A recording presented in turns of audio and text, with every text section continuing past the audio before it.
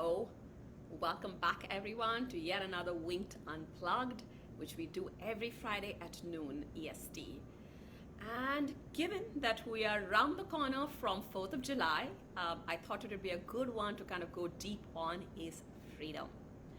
There have been text messages coming galore with friends reaching out because New York's opening up.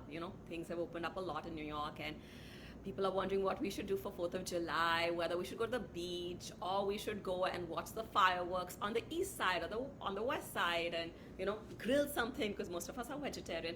And so many text messages just on what we should do so we can hang out because it's going to be a beautiful day in New York City. And it made me think, we kind of go through the routine of so many 4th of Julys that I've been in this country, and we kind of go find a way to celebrate. We get super excited. This is the day the country became free from the British Empire. And yet very little time do we spend in pulling back and thinking, am I free? On the surface, yes, I am free because I can walk around. I have as much freedom as I want to get up and go. Now, with COVID restrictions being eased. But is freedom just a physical thing? Or is there more to freedom? This 4th of July is also a little bit more special for me because I just became a citizen last week. So it's going to be my first one as a citizen of a country celebrating. And the question on what is freedom becomes even more pronounced.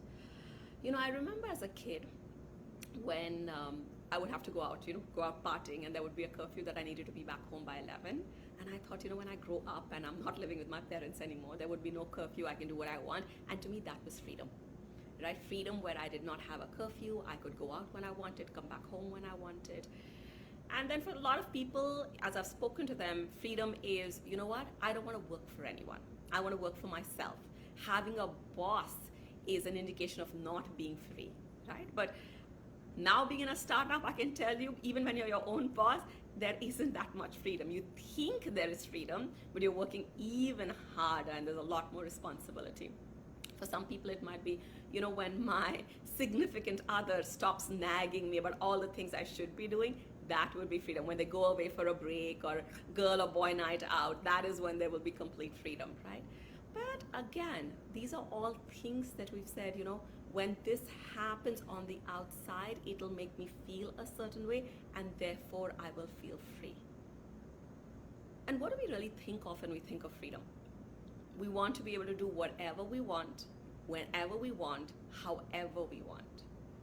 And the question is that even possible? So if that is not possible, that we can do whatever we want, whenever we want, however we want, then where is freedom? It's a question for us to think about, and I'll share a story. I was traveling with Gurudev Sri Sri Ravi Shankar, and I was in Argentina, and some of you might have heard this story.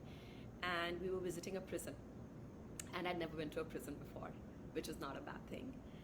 And it was one of those high security prisons because these were people who had done some of the most heinous crimes on the planet. Super, super, super high security. And we drove a few miles, and there would be like a fortress, and then you would drive some more miles, and then there would be an electric cordon, and then you would drive some more. So we drove like miles and 3 security checkpoints, and we reached this prison because this is where a lot of the inmates had done the practices of the art of living. They had done Kriya, and so Gurudev was visiting them, and we were visiting with Gurudev. And I remember, looking at the people over there, and most of them would never have freedom for the rest of their lives. They would be in prison because of what they had committed, the crimes that they had committed. And I remember this one person, he was tall, tattoos, and he got down on his knees, and he got hold of Gurudev's hand, and he said, from the outside, people will think that I don't have freedom. But he said the people who have not done the practices, who don't know how to manage their own mind, they are the ones who are not free. Despite being in prison, I'm free. And today it brings me back to, are we prisoners in our own concepts? How open are we to different points of view? Are we so caught up by right and wrong, should and should not, this is how things should be, this is how life is, this is how I like it? That doesn't let us be free. Because guess what happens? When life moves in a way that is different from the way we want it, it shakes us. right? We can't be centered there, we can't be in flow. The other thing that I've noticed with being bound or not feeling freedom is when we carry the past into the present. So and so said so and so thing to me in the past, and you kind of carry it. Are you free then? Are you free from what they've said? Free to look at them in a brand new way the next time you see them?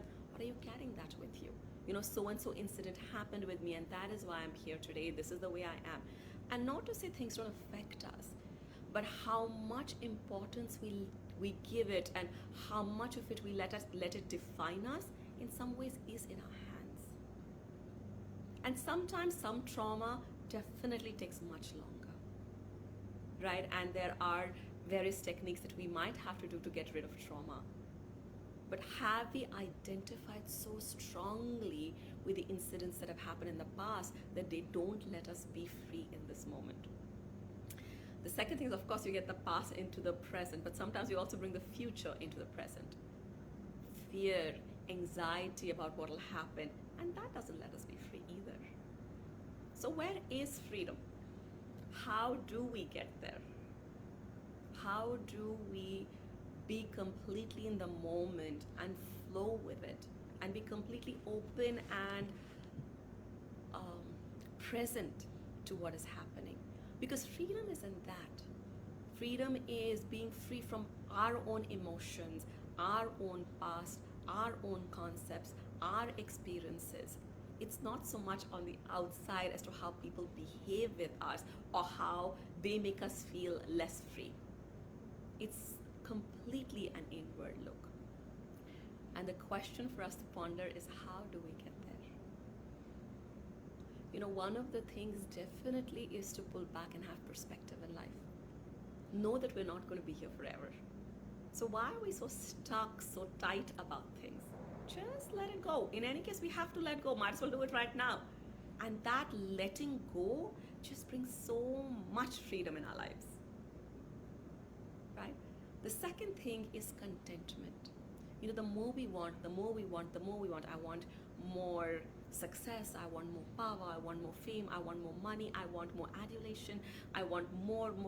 That's not going to let us be free, because we're going to be in constant chase. And until we get there, we won't feel free. So how do we get contentment in our lives? That it is enough, that we have more than enough in this moment. And whatever we need will be given to us, that the universe has our back. And the third thing, which is actually one of my favorite things, and I think kids do this very easily, is play.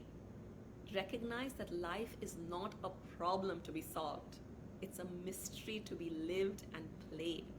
When we make everything around us play, then it becomes light, it becomes fun, it becomes joyous, and we don't get entangled in it. It's the entanglement that makes us feel bound, because it's like a little web that we've woven around ourselves. How do we break out? Just play, have fun. And if things are a little bit too serious, you can bring in a little bit of humor in it. If things are going too perfectly, then you can add a little bit of chaos, is what Gurudev says.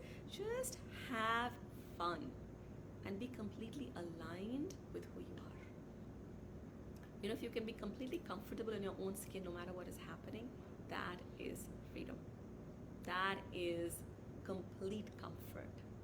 So how do we get there? Some of the things that I spoke about, and definitely meditation and breathing practices allow us to get there sooner and faster in ways that we can't even fathom.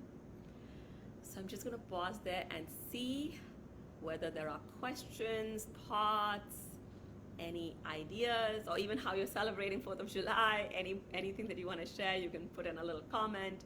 So I do know, and I feel like it's much more of an interactive play rather than I'm speaking into a camera, which I know there are lots of you over there, but it's always good to hear from you.